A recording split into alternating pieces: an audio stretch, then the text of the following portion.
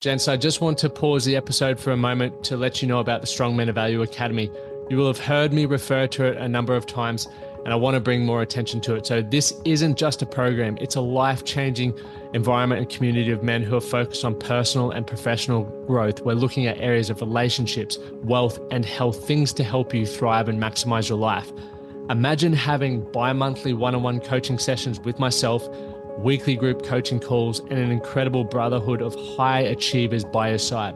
Now we're diving into resilience, leadership, and holistic growth to not just succeed in your career, but to thrive in your health and your relationships. Your journey to greatness, it starts here. So join the movement and you can apply for the Strong Men of Value Academy. You can head to themanthatcanproject.com to find out more. The Man That Can Project podcast, a podcast empowering career-driven men to live more fulfilling lives. We are here to challenge your beliefs, redefine success, and talk about the important stuff in a relatable way. Don't forget to subscribe and leave a review. My name's Lachlan Stuart. Let's get into it. What a week it has been. I have just gotten back from Tamworth Country Music Festival, which was incredible. And for what feels like the first time in a very long while, I was able to switch off. And I really thoroughly enjoyed that, just being able to focus on my wife and get involved in the country music scene, which there were so many incredibly nice people. I got to catch up with Joey, who's been a member of our academy for a long while, caught up for a coffee and then did a session, which absolutely destroyed my core. It's still sore right now, but it was awesome fun. And I think one of the coolest things of that is, you see people on Zoom calls and chat with them in the group and over WhatsApp and all of that. And then when you actually get the opportunity to meet in person, it's like you've known each other forever. It was awesome. So Joey, thanks for having me in Tamworth, mate. It was great fun. So what we want to talk about today, or what I'm going to talk to you guys about today, is how to be a nicer person. It's something that I've been thinking about over the last 3 days, and I'll give you some context around why. But what I want to cover, so you can find out whether this podcast is going to be a good investment of your time or not, just quickly, is going to be how do you know if you're a nice person, 4 steps to be a nicer person, signs that you're a nice person, and benefits of being a nice person. There's always got to be a benefit. Okay, so that's what I'm going to be covering. If you don't feel there's any value in that, I would recommend you investing your time somewhere that's going to add more value to your day and where you're moving with your goals. And I know that means you're not going to be listening to this today, but hopefully when you do see episodes that I post, which means you've got to subscribe, you will tune into the ones that add value to you and where you're at and what you're working towards. And if you want to help with that, shoot me some DMs with things that are going on in your life, things that you're curious about, potential guests that you would love for me to invite onto the show, and hopefully we can make all of that happen, which would be awesome. But on Monday, I decided to shake it up a little bit in the Facebook group and post a question, and I threw a side to it. And when I say I threw a side to it, I took a side. And I've had the Facebook group for 5 years now. And this particular post had the most interaction out of any post I've ever posted. And for a long number of years, I've been learning marketing. I've disagreed with a lot of marketing. I've seen people who implement those marketing strategies do very well, but I've sort of sat back and said, sure, there's got to be a different way to do this. But what I tested, and I tested it really well, and I even tested it the day before, was that the moment that I took a side with something, it sparked a lot of emotion. It got people talking and sharing their experiences, sharing their perspectives and opinions, which I loved. But there was also a few conversations that I was having which made me question myself and am I a nice person? Because I chose to side with, I obviously took a side. Now, full disclosure, the post, if you want to go have a look at it, I couldn't give a flying fuck. It doesn't affect my life in any way, but the marketing strategy has me very curious, and it's very, very interesting to see that, or obviously as you start looking into more around the world, how the world works, how marketing works, how media controls things, you can put it into play in your own life and get real life feedback. And it was fascinating to do that. And what I saw was obviously emotion creates motion, right? It gets people engaging, it gets people interacting. But from the conversations that followed, there were moments where I felt like I needed to justify my reasoning, like pretty much like I'm doing right now. There was, and I'm not coming from a place of justification, I'm coming from a place of this is very fascinating and I want to share it with you guys because there will be more of it, mark my words. And then there was also the point of, am I a nice person because I seem to have upset some people? And I've thought about this for probably 3 days. I've read a lot about it. I've tried to make sense of it all. And it really questioned my integrity because, as I mentioned, I've seen these marketing strategies deployed multiple times. It never really sat well with me. And I feel like it never really sat well with me because it did create division. It sparked emotion. And I believe when people are in an emotional state, they're not speaking logically. And they may say or feel things that may not be true to the conversation. However, it does do the flip side of that. It does get that conversation happening and you're going to find sort of who's for and against certain causes. Okay, which can be interesting, right, to see where people stand. And it led on to conversations around judgment and being judgmental, or having judgmental behavior, which then also put me down another rabbit hole, a rabbit warren around is it okay to judge? Is there a place for judgment? And I'm going to unpack that conversation in a podcast, hopefully in the next couple of episodes with George. We were talking about it today, and I was like, let's podcast this because I don't think it's as simple as a black and white answer. I think it's got to be very situational, and the context has to be right. Because think about it like this: if there was a pedophile living next door, or a convicted pedophile living next door, and you had a young family, and the pedophile said, "Hey, do you mind? I'm more than happy to babysit your kids." You would probably have judgment, and rightly so, right? That judgment, or being able to judge prior history. And once again, I completely understand this is where the depth to the conversation comes in. Understand people can grow, change, and develop. And I'm not using this for this context. I'm just saying that regardless. But you're probably going to be fair to say, fuck no. No way. No chance in that situation. And your judgment helps you form that decision. So in that situation, for me, making a judgment is very important. However, the flip side of that, and I'm not going to go too much into detail with this, we'll pull this apart with George in the next couple of days, next couple of episodes, is, to judge people for how they think, how they act and behave, if it doesn't directly affect you, if you don't have to, like I said, make decisions around it, then for what purpose are you doing it? That would be my next question. Why do you feel the need to judge?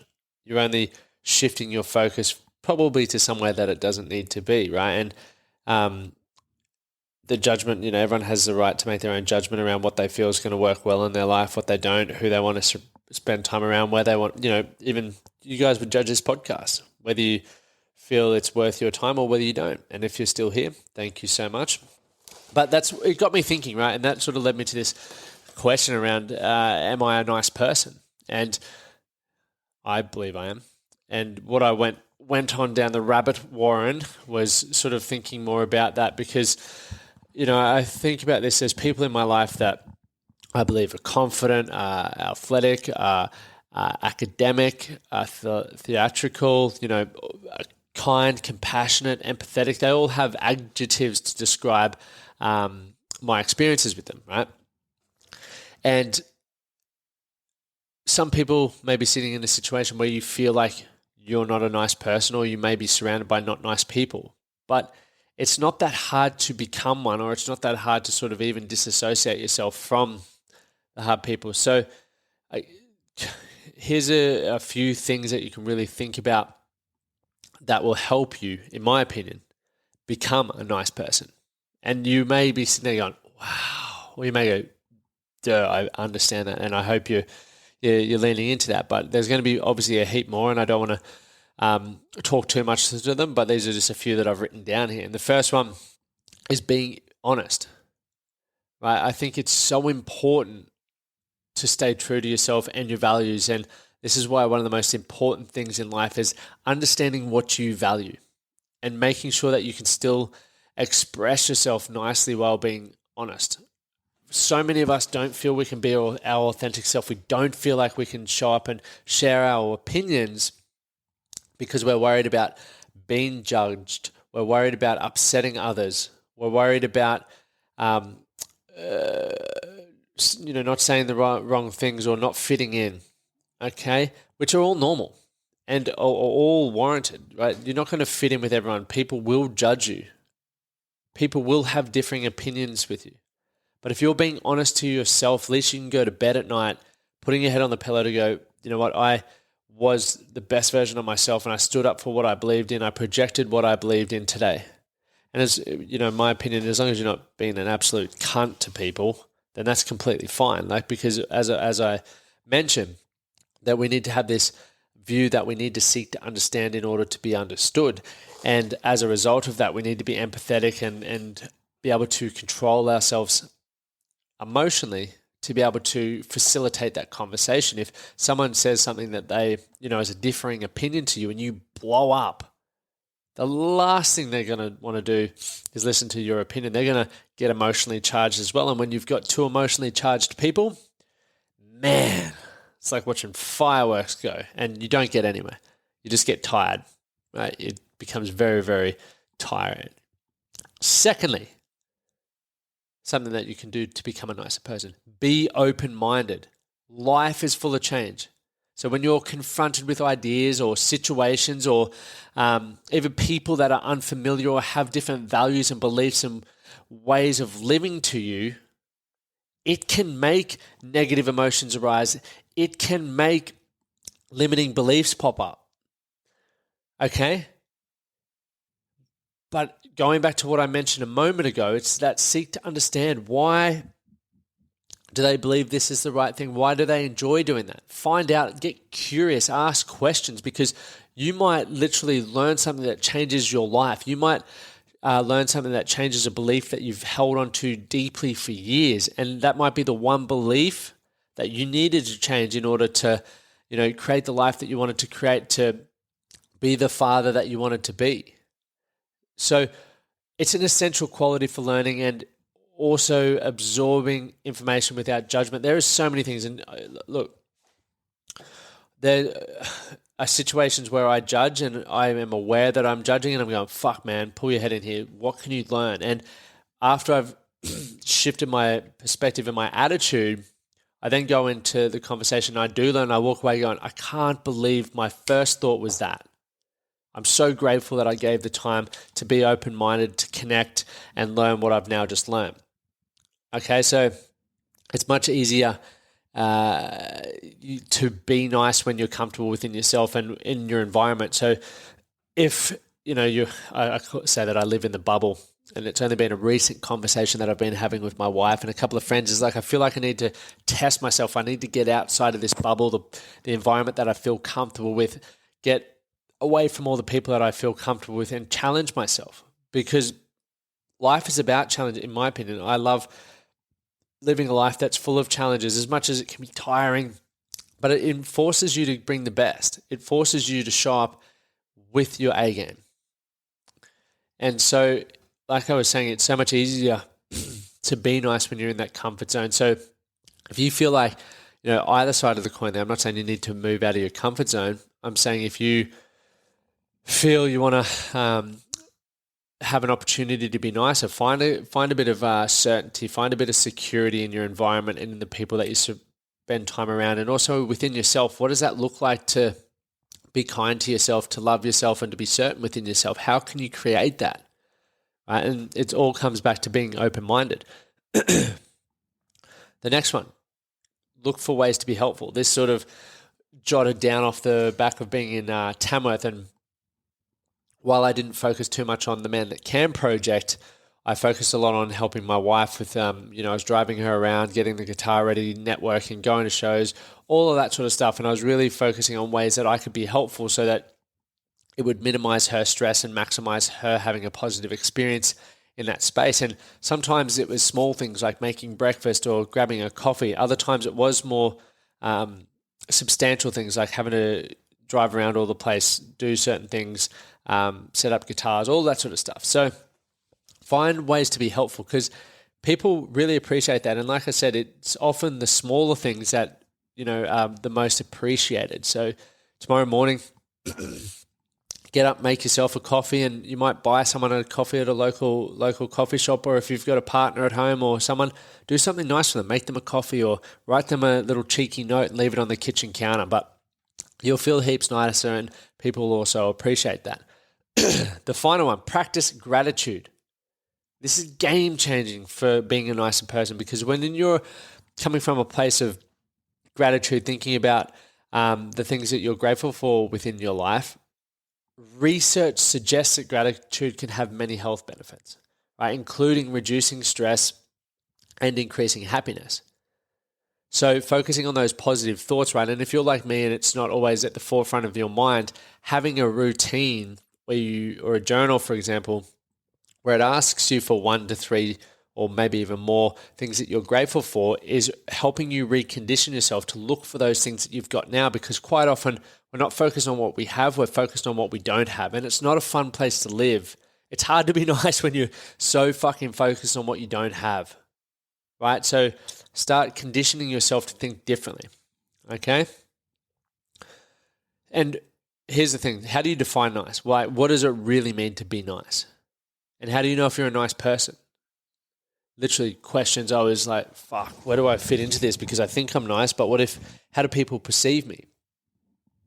And there are always going to be some characteristics, right? And you can make your own up. There's lists, you can Google them that are going to help you with that, right? But it might be things from characteristics from empathy, right? Kindness, politeness, responsibility, which is one that I'm big on, honesty, helpfulness, generosity might be things that people define as nice, right? And that definition is going to go from person to person, okay? And you may even say that person's nice, but the reason why the two people that you've just identified as nice, the reason why you feel they're nice may be for different things. As I mentioned, it could be because one is completely empathetic, the other person is completely thoughtful, okay? So understand that can change from person to person, which is a very, very, very cool thing. So I hope you're staying with me. We're nearly done. But how can you, identify some signs that you're a nice person? Firstly, people seem to enjoy your company. You give people genuine compliments. You listen to what other people have to say. You're kind to others. You're kind to yourself. Right? You're supportive of others. You take responsibility for your mistakes. Look, we all make mistakes. Hand up there, fucking 100%. So there's some things that you can sort of start using if you were like me this week. Sorry, my mouth is very dry. If you're like me and you're starting to go, am I a nice person? Do I want to be a nice person? What can I start looking for in order to create that? But some quick benefits of being nice: better mood, decreased stress, increased kindness are all things that are going to better improve your quality of life. So start thinking about that, Jensen. I know for myself 8 years ago, or, before I began my journey to, being the man that I wanted to be and really creating an identity around who I wanted to be, I didn't believe I was a nice person. I had characteristics that I couldn't probably identify at the time, but now I can. I didn't know what the steps were to improve that, and I gave you some earlier, so you can rewind back and listen to that. I didn't really have an idea in my head of what a nice person was. I had an idea of characteristics, and I think we can embody, multiple of those, and I think it's important too. And I didn't really understand the benefits of being nice. And actually, to sort of counter this before I leave you with it, there is a great book called No More Mr. Nice Guy. Now, it talks about being too nice and being a pushover and understanding how you can, going into that being a pushover, setting boundaries within your life around expectations, how people can treat you, how you treat other people, and you can set standards that will meet those in order to live the quality of your life and uphold that and be true to who you are as an individual. So, gents, if you found that valuable, if you got some value from this, please take the time to leave a review, share it. But I hope you've taken away a few things or even just some different perspectives or tools or steps on how you can be a nicer person or how you can identify nicer people to spend more time around. But do something for me. Do one thing today, and listening to this podcast is exactly that is going to make you better for tomorrow. Appreciate you guys showing up for yourself, and I look forward to having a yarn or whispering in your ear on the next podcast. Thank you for listening to the Man That Can Project podcast.